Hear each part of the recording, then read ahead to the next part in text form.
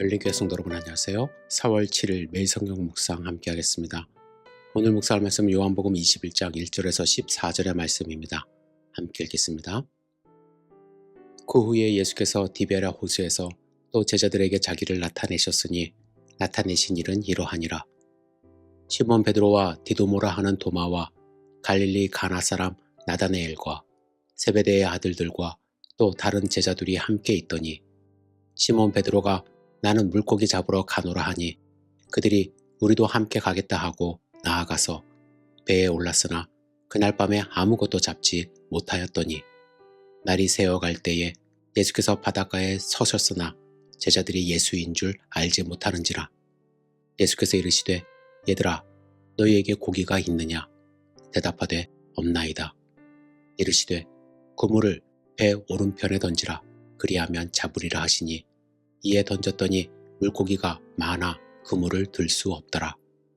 예수께서 사랑하시는 그 제자가 베드로에게 이르되 주님이시라 하니 시몬 베드로가 벗고 있다가 주님이라 하는 말을 듣고 겉옷을 두른 후에 바다로 뛰어 내리더라.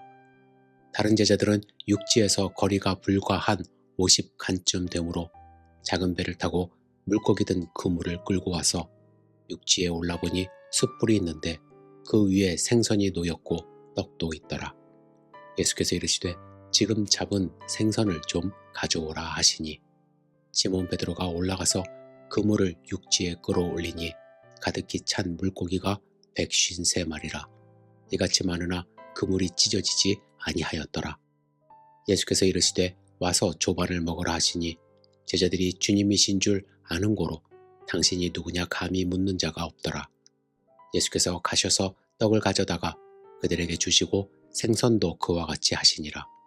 이것은 예수께서 죽은 자 가운데서 살아나신 후에 세 번째로 제자들에게 나타나신 것이라. 아멘.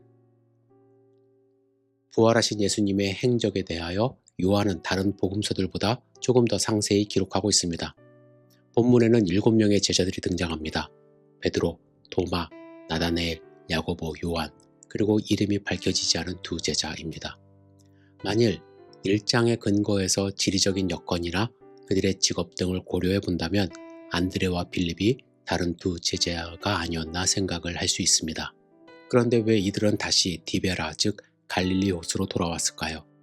어쩌면 자기 가족들을 부양하기 위해 돈을 벌 목적으로 고기를 잡으러 나왔을지도 모르고 혹은 예루살렘에서 큰 일을 경험 즉 십자가와 부활 사건이죠.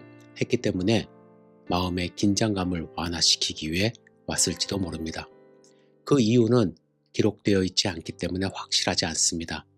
하지만 베드로가 다른 제자들에게 나는 물고기 잡으러 간다고 주도했고 다른 갈릴리 출신 제자들도 함께 물고기를 잡으러 출항했습니다. 하지만 밤새 고기를 한 마리도 잡지 못합니다. 이때 예수님이 바닷가에 나타나셨습니다. 하지만 제자들은 예수님을 또 알아보지 못합니다. 예수님은 그들에게 너희에게 고기가 있느냐 물으시고 그들이 없다고 대답하자 오른편에 던지라 하십니다. 그들이 오른편에 그물을 던지자 수많은 물고기를 잡을 수 있었고 나중에 세어보니 153마리가 되었다고 기록하고 있습니다. 예수님은 그들을 위해 조반을 준비해 주셨습니다. 이제 제자들은 주님이신 줄 알고 누구냐 묻는 자가 없었습니다. 예수님은 조용히 그들을 위해 떡을 가져다가 그들에게 주셨고 생선도 그와 같이 주셨습니다. 저는 오늘 본문을 묵상하며 처음 든 생각은 왜 제자들은 다시 디베랴 호수로 돌아갔을까라는 의문이었습니다. 그들은 부활하신 주님을 만났습니다. 죽었던 분이 다시 살아난 것을 눈으로 손으로 직접 확인했습니다. 그렇다면 보통의 경우는 그들의 삶이 변할 것이라고 기대하지 않습니까? 부활하신 예수님을 믿고 의지하며 유대교 지도자들과 맞서 싸우고 로마 정치인들을 대항하여 예수 그리스도의 부활을 증거하는 삶을 살았을 것으로 기대합니다. 하지만 그들은 현실의 벽에 부딪힌 것입니다. 그들은 가족을 부양해야 했고 당장 먹고 사는 문제를 해결해야 했습니다. 그리고 예수님이 그들에게 부여하신 사명을 이끌 지도자도 없었던 것이죠. 현재 상황에서 그들을 인도할 사람은 베드로였는데 베드로가 그들을 인도하는 것은 물고기 잡으러 가는 것뿐입니다. 그들에게는 가장 현실적인 대안이었습니다. 하지만 이러한 현실적인 대안을 찾아 나선 그들의 손에 쥔 것은 아무것도 없었습니다.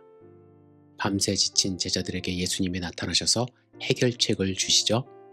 그들의 배가 만선이 되게 하셨습니다. 그들에게 떡과 고기를 직접 구워주시며 배고픔도 채워주신 것입니다.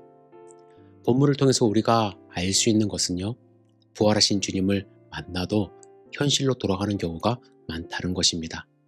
여러분, 우리가 예수님의 공급과 채우심을 매일 경험하는 삶을 살지 못한다면 우리는 현실의 문제에 부딪혀 과거로 돌아갈 수밖에 없습니다.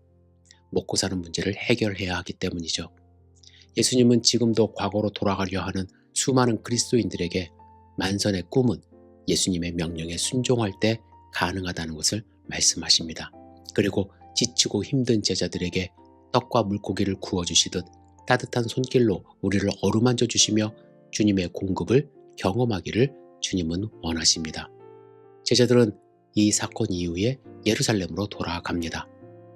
예수님의 승천을 본 후 다시 디베라로 가지 않고 예루살렘에서 예수님의 약속하신 보혜사 성령을 경험하고 사도로 성장하게 되는 것이죠. 그들의 삶은 그 뒤에 완전히 변하게 되었습니다. 여러분은 어디에서 만선의 꿈을 꾸고 있습니까? 예수님을 만났지만 다시 과거로 돌아간 삶을 살고 있는 것은 아닌지요? 여러분, 오늘 주님 안에서 부활의 주님과 함께 동행함으로 주님이 허락하신 만선의 기쁨을 경험하고 주님이 주시는 안전과 평안을 경험할 수 있기를 주님의 이름으로 축복합니다. 기도하겠습니다. 전능하신 주님, 우리의 삶을 지켜주시고 어루만져 주셔서 우리가 세상에서 안식을 누리고 세상에서 만족을 누리려 하는 그러한 습성에서 벗어날 수 있도록 인도하여 주시옵소서. 오직 주님 안에 거할 수 있도록 우리를 축복하여 주시고 인도하여 주시옵소서. 예수님의 이름으로 기도드렸사옵나이다. 아멘.